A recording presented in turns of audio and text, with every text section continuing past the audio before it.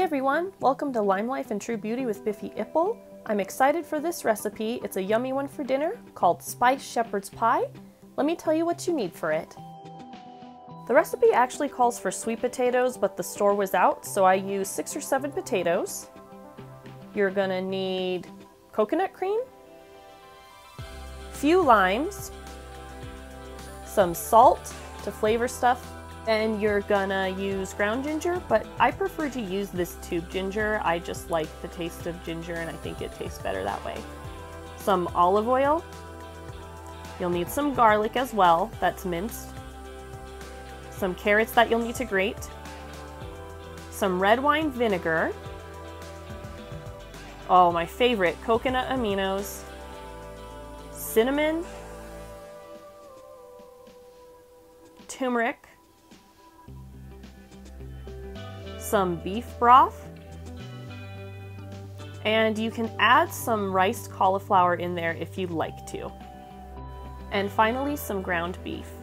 So of course the first step is to peel the potatoes. Check out my husband's mad skills. What's the master? Alright, so I'm just back with you all after the potatoes have been boiled and cut, and then the meat has been cooking for a while.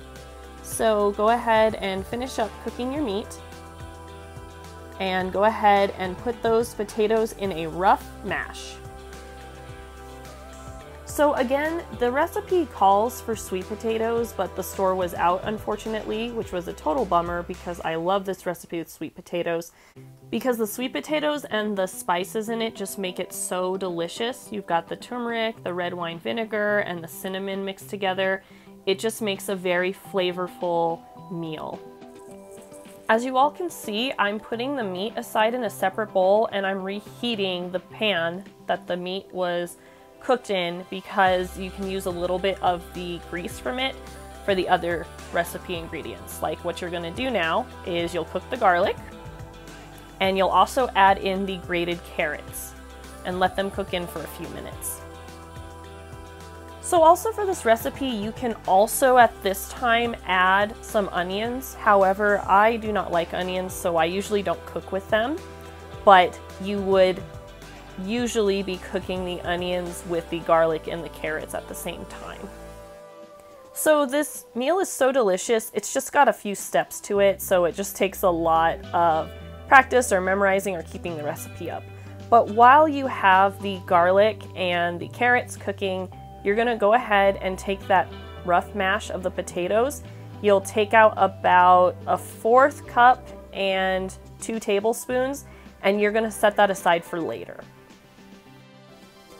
And now what you'll do is you'll go ahead and put in that cooked meat back into the mix with the carrots and the garlic. And then we're gonna go ahead and add all of the spices in there. So pour in some red wine vinegar, and then you'll put in some coconut aminos and some ginger. Then go ahead and add a pinch of salt and the cinnamon, and then last but not least the turmeric. And I'm telling you all that this combination is so delicious. Go ahead and mix it together. This is going to be the filling of your shepherd's pie. So after you mix everything around, then you'll go ahead and add in, if you chose to use it, the riced cauliflower. Sometimes people use this in the recipe, sometimes they don't. I actually got this recipe off of an AIP website, which is a very strict paleo diet. We were on the AIP for a little while, and I really had to find very creative recipes since it is an extremely limited diet. And I ended up stumbling upon this spiced shepherd's pie, and it is so delicious, and I love it so much. So again, this recipe isn't hard to make, it's got a lot of steps to it, so you just have to take some patience. So for example, the next step is we have to make the potato top more smooth. So you're gonna add some ginger, and then you're gonna add the potatoes that you didn't set aside into the blender. My blender was a little bit too small for this, so I had to do it in different segments. But after you add as much potatoes as you can get into the blender. You're also going to put in some limes. There's my crusher that my brother and sister-in-law got for me. I love it so much. Get amazing in-laws like I have. So after you get all of the juice out of the lime or lemon, then you're going to go ahead and sprinkle a little bit of salt. And now you're ready to put on the top to blend and mix it all together. So for some reason, this process is very therapeutic for me. I love to watch things blend in a blender. I don't know if I'm crazy or if anyone else has that same sort of enjoyment like I do, but it's really fun to use a blender when I'm cooking. What was really nice about this blender is it was the perfect size because all of the potatoes that I already blended went down to the bottom so that I could just add the rest of the potatoes that were a rough mash, and I didn't have to keep taking in and out different potatoes from the blender. I could just let them blend and go down and then add some more when that blending process was done.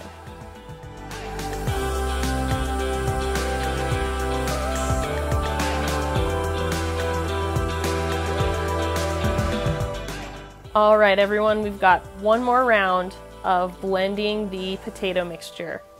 Again, this is going to be the top of your shepherd's pie.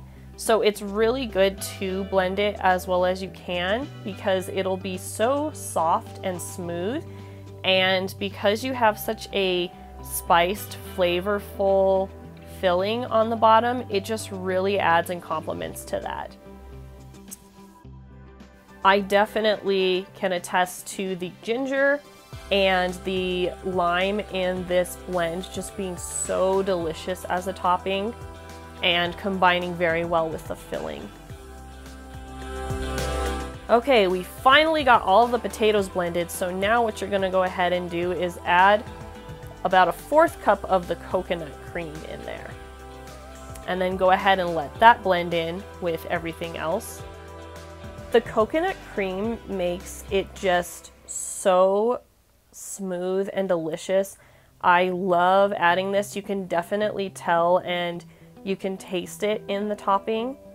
I just, again, cannot say enough about this recipe because all of the spices and all of the ingredients that add flavor to it just complement each other so well. Okay, do you remember that rough mash that you set aside? It's time to use it. Go ahead and add it into the blender, and then you're going to go ahead and use about 1.5 cups to 2 cups of beef broth, and then you'll go ahead and mix and blend both of those together. So what you're making right now is the thickening agent for the meat filling of your shepherd's pie. This really gives it some extra density. So I definitely recommend taking this step to add into that meat filling. After you're done blending it, of course, go ahead and put it into the meat filling mixture, and then you're going to go ahead and make sure that it mixes around well. Now I'm assuming you can use other types of thickening agents if maybe you want it a little bit thicker. Again, this came from an AIP recipe, which is a very strict paleo diet. So with that diet, you have to be really creative with how you use thickening agents and figuring out a lot of substitutes for limitations in that diet. All right, go ahead and take a deep breath because we're almost there. You're gonna go ahead and set the oven to 400 degrees and then get a baking dish. Go ahead and add your meat filling into the dish. I used about 2 pounds of meat, and the recipe that I made for about 6 servings called for 1.5, so the baking dish was actually a little bit too small, and you're gonna see that when I add the potato topping to it. But it's okay, it was just very thick of a topping, and my family personally loves it that way anyways, so it wasn't too big of a deal for us. But just for future, if you end up using 2 pounds of meat like I did, you're probably gonna need a little bit bigger of a baking dish.